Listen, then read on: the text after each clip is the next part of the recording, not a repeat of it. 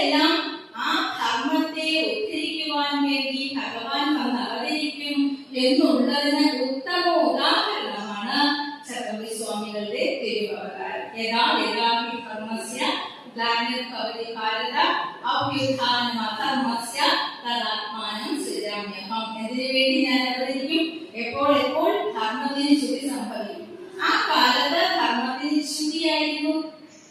ധർമ്മം ഇച്ചിരി ചുതി, അതായത് വേദം എല്ലാവർക്കും പാടിക്കുക, എല്ലാവർക്കും വിദ്യാഭ്യാസം പാടിക്കുക, ജാതി ചിന്തകൾ കൊടുമ്പിരിക്കൊണ്ടിരുന്ന സമയമായിരുന്നു. സ്ത്രീകൾക്കും ശൂദ്രർക്കും അധികാരമില്ല എന്ന് മാറ്റി നിർത്തിയിരുന്നു.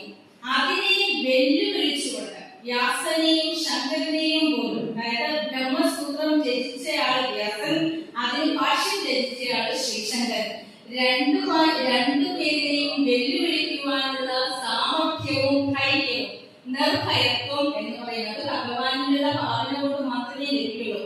അത് നേടിയ ഒരേ ഒരാൾ ചട്ടമ്പി സ്വാമികളായിരുന്നു. വേദാധികാര നിരൂപണം എന്ന ധാരാളം